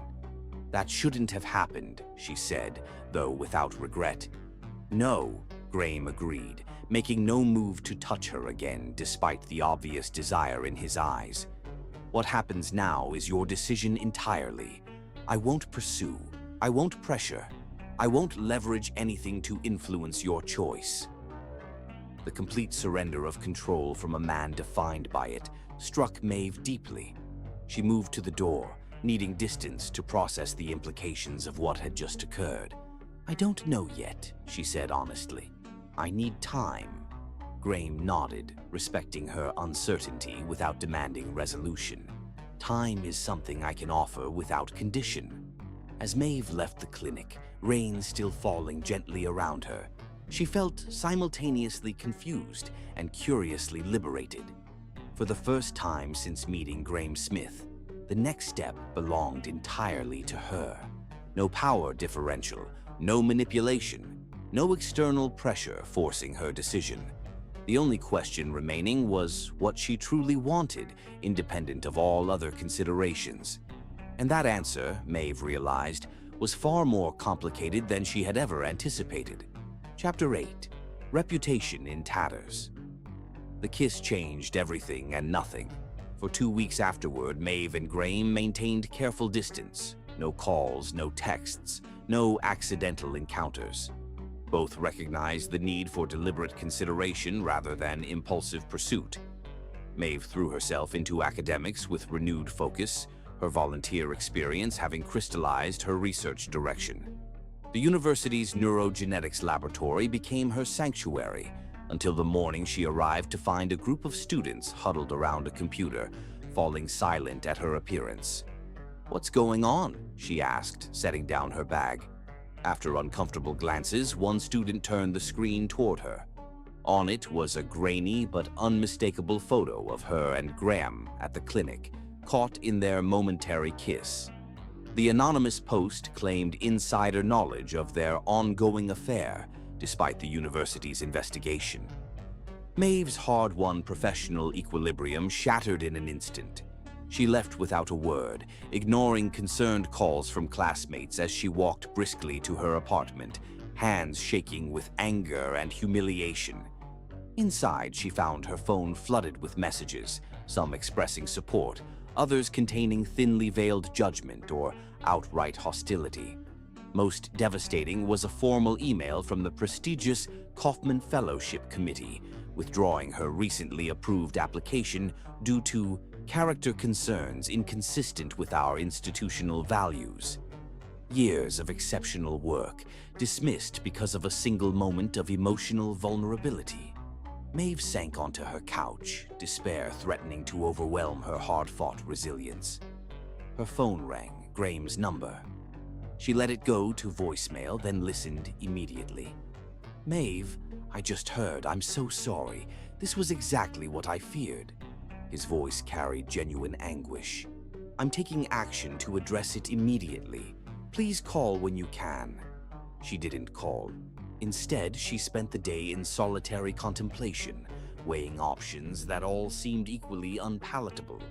Transfer to another university. Fight the rumors directly. Withdraw temporarily. Each path carried significant professional costs. By evening, a decision crystallized. She would neither flee nor capitulate. She would continue her work with redoubled commitment, forcing recognition of her merit regardless of gossip. The path would be difficult, but abandoning her goals would be unacceptable surrender. As she reached this resolution, a knock at her door interrupted her thoughts. Through the peephole, she saw not Graham, as half expected, but Dr. Hargrove, the university board chairman who had overseen Graham's removal. "Miss Saylor," he said formally when she opened the door, "may I speak with you briefly?" Wary but curious, Maeve invited him in.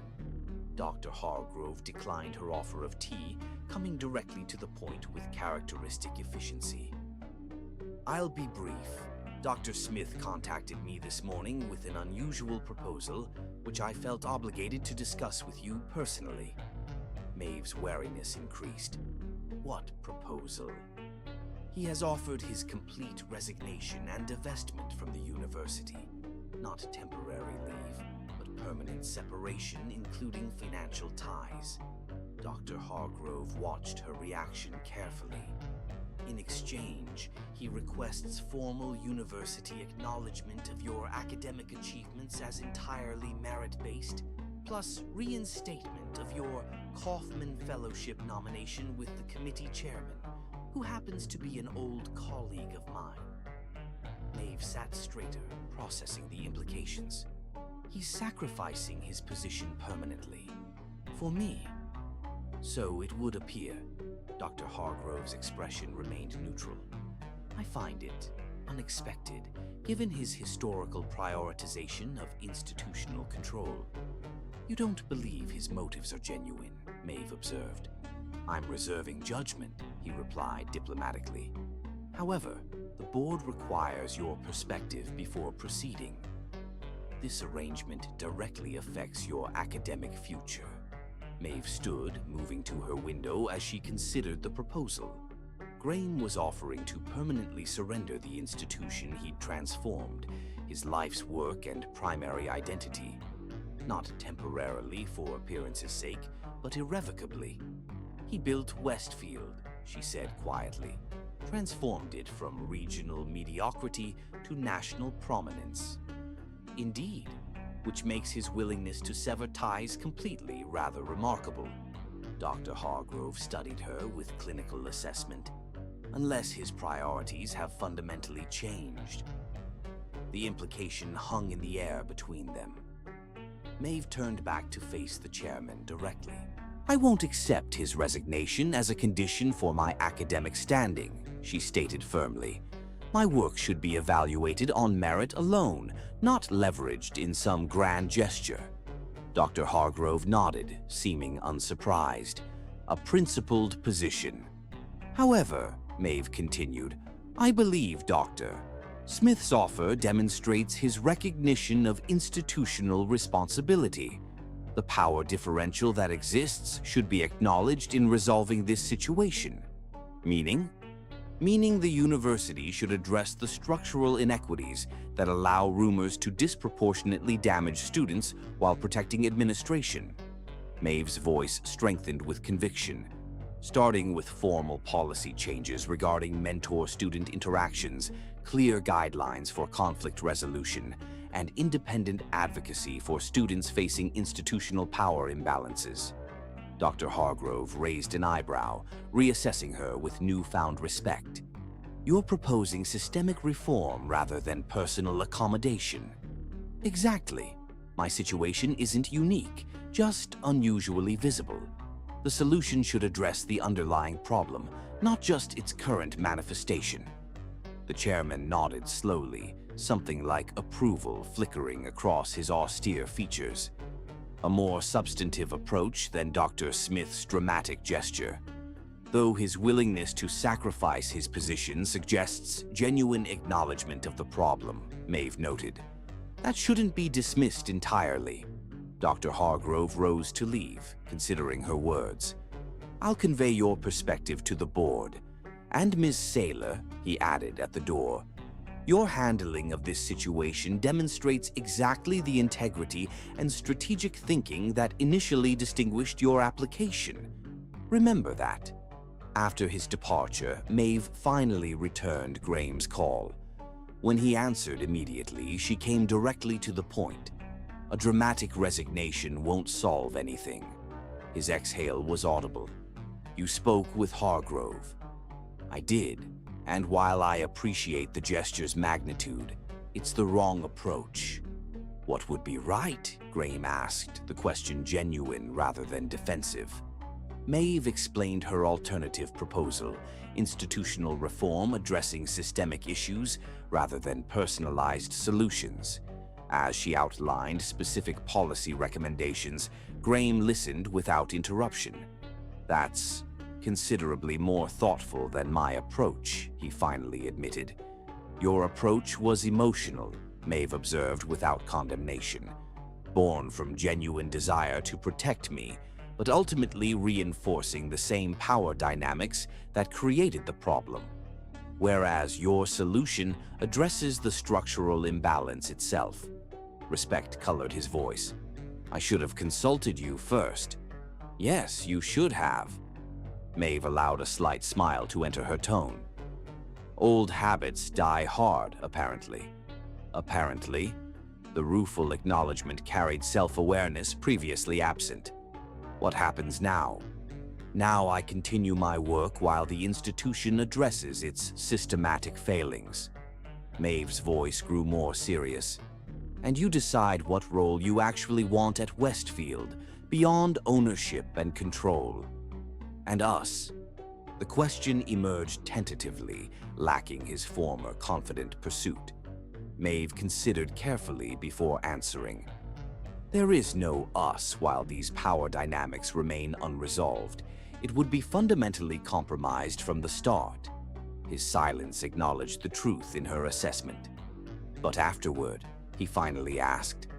Afterward, Maeve allowed the possibility to exist without commitment.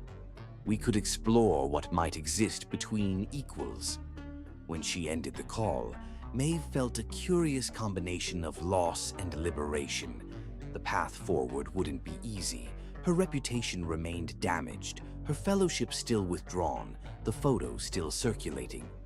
Yet, she had maintained her integrity while creating potential for genuine structural change. What surprised her most was the realization that, despite everything, she couldn't quite extinguish her feelings for Graham Smith, not the manipulative administrator who had pursued her, but the complex, evolving man who was finally confronting his own nature with genuine courage. Whether that evolution would lead toward or away from her remained uncertain. But for perhaps the first time, Maeve found herself hoping for the former, a sentiment as unexpected as it was undeniable. Chapter 9. Painful Separation. Summer brought necessary distance. Maeve accepted a prestigious research position at Johns Hopkins, 3 months developing experimental protocols for early-onset dementia detection. The opportunity materialized after Dr. Hargrove's intervention, part of the university's new commitment to supporting students affected by institutional power imbalances. Before leaving, Maeve met briefly with Graham in a campus coffee shop. Their conversation remained professional, focused on her research opportunity and Westfield's policy changes. Neither mentioned their complicated feelings. Only at the end, as Maeve rose to leave, did Graham break character. "I'll miss our discussions," he said quietly. Maeve allowed herself one moment of honesty. "As will I." 3 months stretched to 4 as her work yielded promising results. Meanwhile, Graham transformed Westfield's ownership, transferring controlling interest to a diverse board while maintaining minority stake. He stepped back from leadership entirely, establishing a community health initiative focused on underserved populations. Their communication remained minimal, occasional text messages about professional developments, carefully devoid of personal content. Yet, each message maintained a connection neither was willing to sever completely. In late September, Maeve identified a neurological marker appearing years before dementia symptoms, potentially revolutionizing early intervention. Working late in the empty laboratory, her first instinct was to call Graham, the one person who would appreciate both its scientific significance and personal meaning given her grandmother's condition. Her finger hovered over his contact before she set the phone aside. The separation remained necessary, however painful. The next morning, she received a text from an unknown number. "Congratulations on the neurological marker identification. Remarkable achievement with profound implications." Startled, she replied, "How did you know?" "Dr. Kierstead from your team called Westfield's neurology department, excited to establish collaboration. Your name featured prominently." "Gee." Maeve smiled at his tactful approach, acknowledging her achievement without claiming special connection. "Thank you. It's preliminary but promising." Like many significant things, came his response, the philosophical undertone unmistakable. Maeve didn't reply, unsure how to navigate the subtle shift toward personal territory. Returning to Westfield in October, she found the atmosphere changed. The promised policy reforms had materialized: new mentorship guidelines, transparent reporting mechanisms, and independent advocacy resources. More significantly, the student culture had evolved, evaluating academic contributions on merit rather than rumors. Graham had relocated his community initiative to a different part of the city, deliberately creating distance from the university, consideration that touched Maeve deeply. Their careful separation might have continued indefinitely, if not for the Medical Innovation Summit in November. As a key researcher in neurological markers, Maeve was invited to present.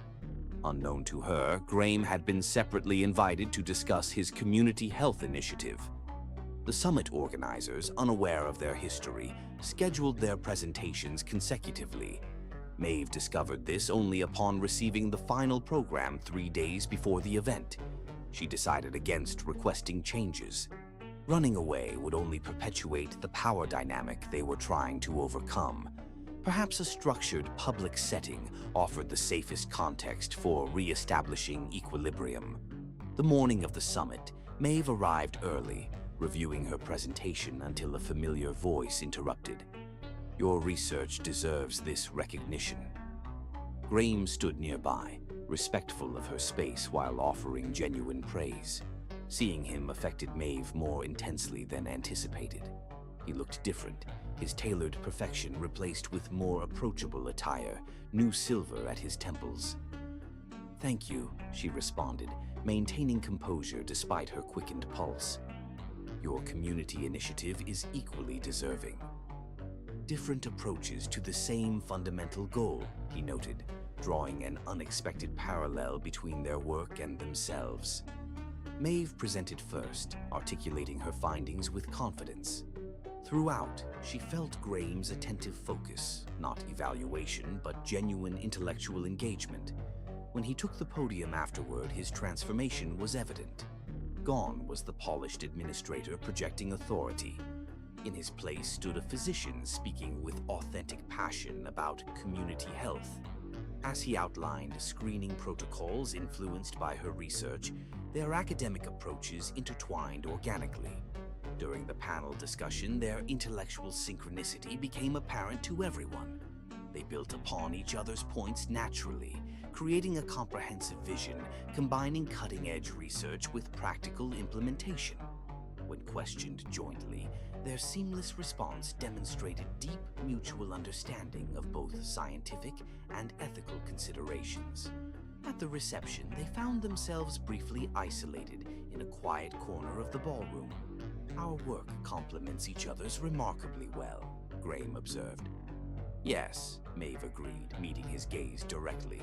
"Perhaps more than either of us expected." "Not unlike ourselves," he suggested carefully. Maeve considered her response, aware of its importance. The parallels are worth exploring, under appropriate circumstances. The measured optimism wasn't lost on Graham. "The university's restructuring is complete.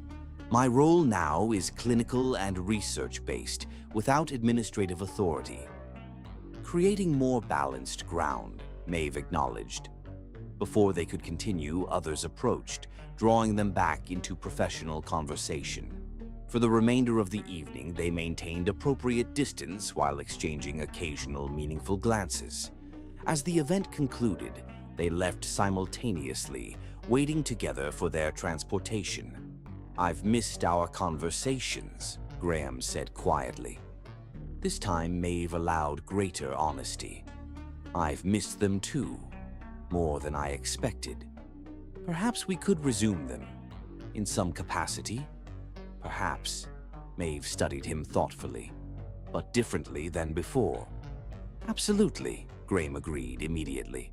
"No midnight meetings in private offices, no power dynamics, no pursuit or pressure. Just two researchers with complementary interests," Maeve suggested, the double meaning intentional. "Exactly."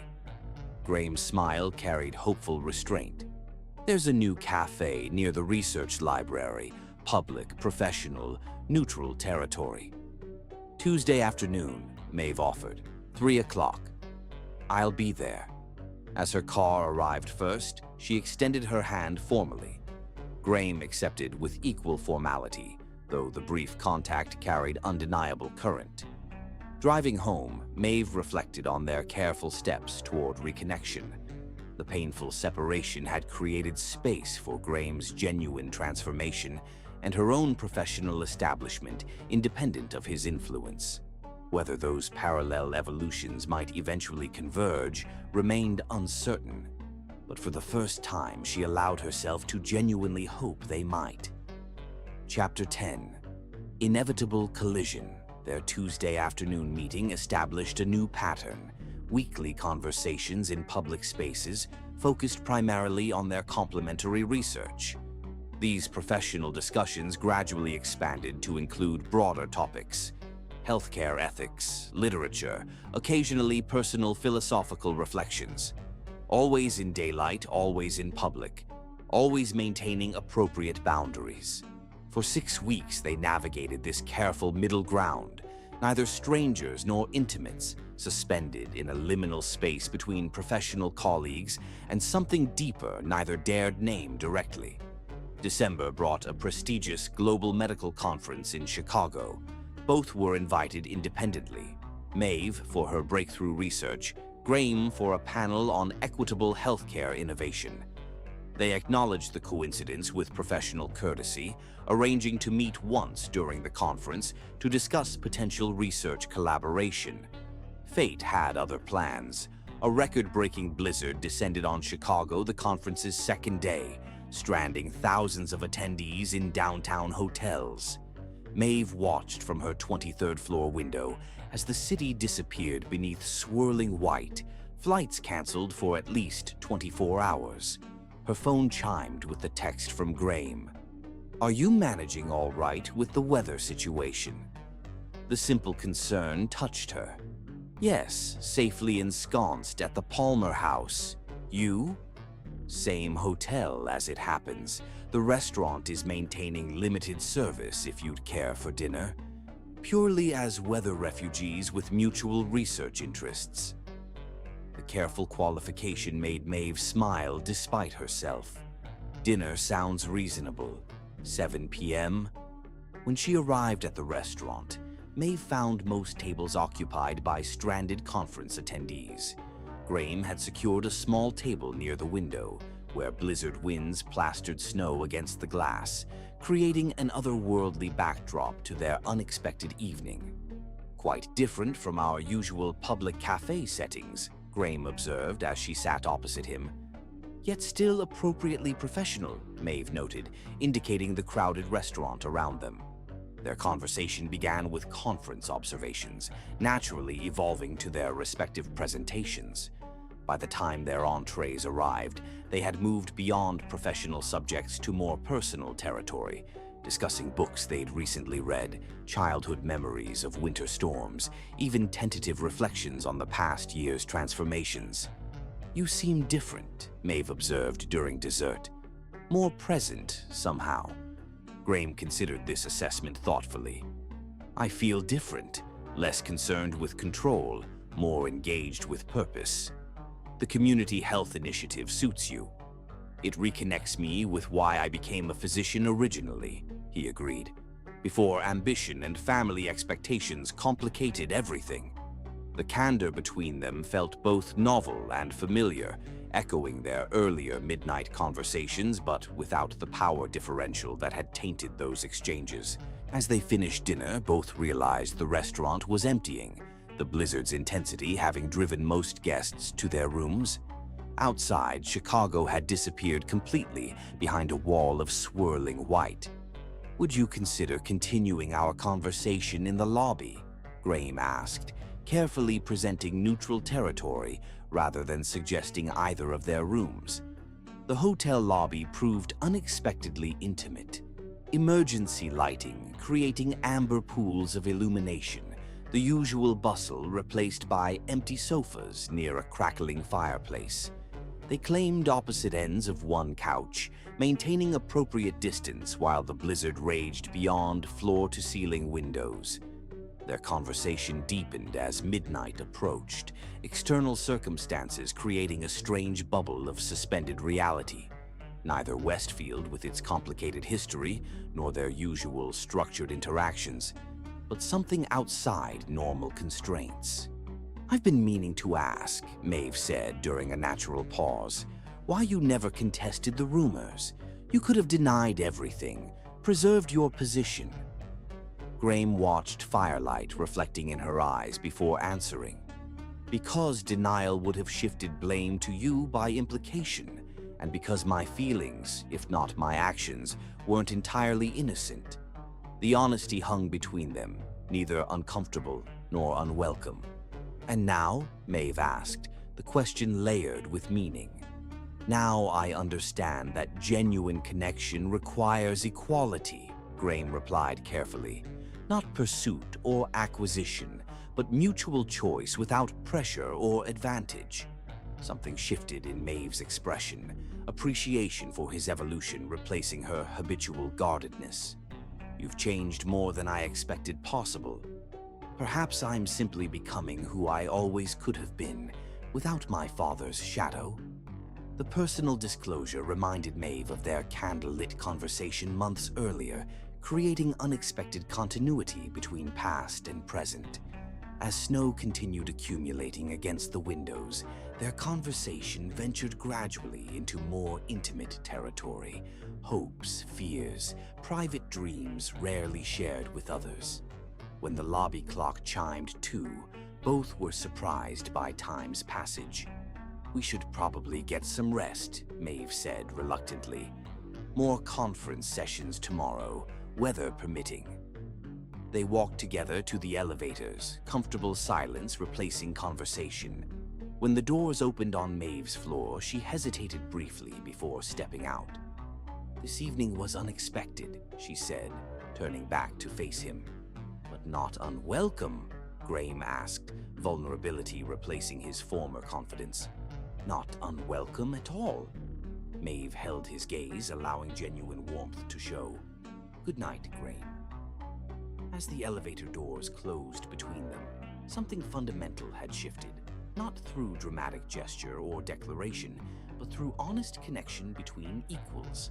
The blizzard had created circumstance, but their choices within that circumstance reflected genuine evolution on both sides. In her room, Maeve stood at the window watching snow transform Chicago into an unrecognizable landscape. The metaphor wasn't lost on her, how external forces could create conditions for profound change, revealing previously invisible possibilities. Her phone chimed with a final message from Graham. "Thank you for tonight. For the conversation and for the second chance I'm not sure I deserve." Maeve considered her response carefully before replying. "Perhaps second chances aren't about deserving, but about growth. And you've grown considerably."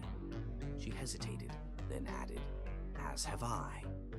Setting her phone aside, Maeve realized they had reached an inflection point. The careful distance maintained for months had served its purpose, creating space for parallel evolution.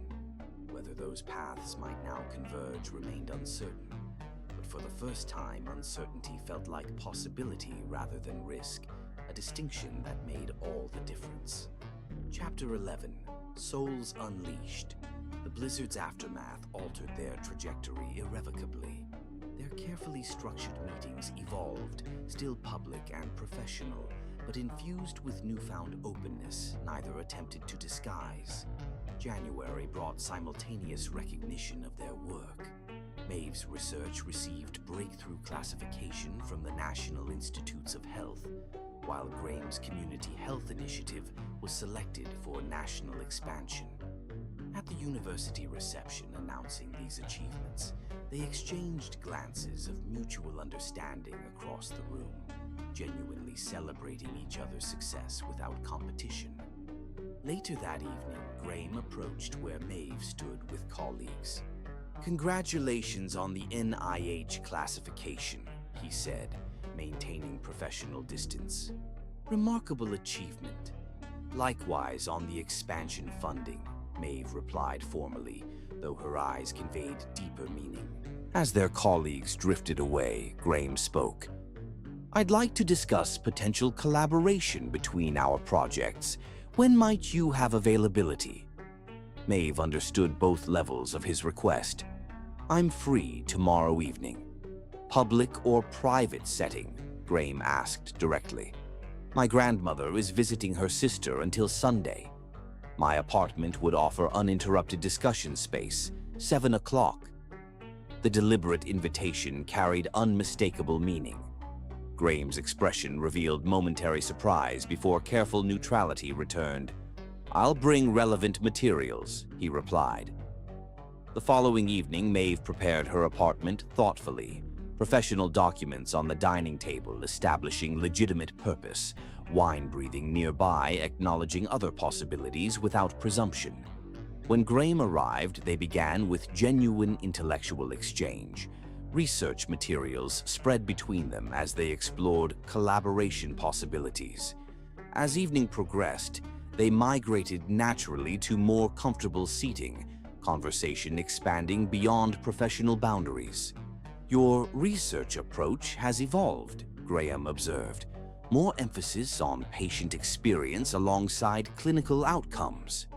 "Perhaps I've developed better appreciation for human factors beyond data," Maeve acknowledged. "Your community program similarly emphasizes personal circumstances affecting treatment." "We've both expanded our perspectives," Graham noted, the observation extending beyond professional development. A comfortable silence settled between them before Maeve spoke with characteristic directness. "We've been careful for months, maintaining appropriate boundaries, creating necessary distance." "With good reason," Graham acknowledged. "The power differential required it." "That differential has fundamentally changed," Maeve observed. "Your administrative authority is gone. My academic standing is established independently. We're essentially colleagues with different specializations." Graham set his wineglass down carefully. Are you suggesting the boundaries are no longer necessary? I'm suggesting they've served their purpose, creating space for us to evolve separately before considering whether we might work together, professionally and perhaps otherwise. I've imagined this conversation 1,000 different ways, Graham admitted, unusual vulnerability in his voice. Always uncertain whether it would ever actually occur. What were you uncertain about? Graham asked. Whether your transformation was genuine or strategic, Maeve answered honestly.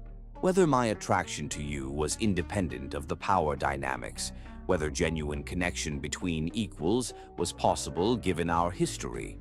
And now I believe your evolution is authentic, reflected in actions taken without expectation of return. My perspective has similarly evolved, allowing me to separate reaction from genuine response. Leaving the third question, Graham noted. Whether connection between equals is possible, that remains to be discovered. When Graham moved closer, the gesture carried question rather than presumption. May I? At Maeve's nod, he reached for her hand, fingers interlacing with deliberate gentleness. This feels different, Maeve observed, studying their joined hands. Equal. It is different, because we're different. Both of us. When their eyes met again, the careful distance maintained for months dissolved through mutual choice. Maeve leaned forward slightly, initiated by her rather than him, until their lips met in a kiss carrying none of their previous encounters' desperation or forbidden quality. Instead, it reflected conscious choice between equals. We should proceed carefully, Graham suggested, his restraint contradicted by rapid breathing. We should, Maeve agreed, though perhaps we've been careful long enough. Their second kiss carried greater urgency without surrendering thoughtfulness. As it deepened, Maeve's hand moved to his chest, feeling his accelerated heartbeat matching her own. Stay, she whispered, the invitation encompassing far more than the immediate moment. Graham studied her expression. Are you certain? There's no rush, no pressure. I'm certain. Not from impulse or external influence, but from considered choice. Her emphasis on choice, the element previously compromised in their interactions, registered deeply with Graham. He traced her cheekbone gently. Then, yes. What followed transformed their connection. Physical intimacy, reflecting the intellectual and emotional understanding developed through months of careful evolution. Unlike the power-laden fantasy that once drove Graham's pursuit, their reality emerged through mutual discovery and equal participation. After, as moonlight filtered through curtains, their conversation flowed with newfound ease between extended silences. I never expected this outcome, Graham admitted, even at my most optimistic. Perhaps that's precisely why it became possible. Because we stopped expecting or pursuing specific outcomes. Because we allowed genuine evolution without predetermined destination, Maeve clarified, creating space for authentic connection rather than constructed scenarios. I spent my life pursuing predetermined outcomes, controlling variables to ensure desired results. And now I'm learning to appreciate unplanned discoveries, he said, drawing her closer. They yield far more meaningful results. As night deepened, their conversation drifted between professional collaboration possibilities, personal reflections, and comfortable silences requiring no verbal filling. The integration felt natural, intellectual connection enhanced rather than replaced by physical intimacy.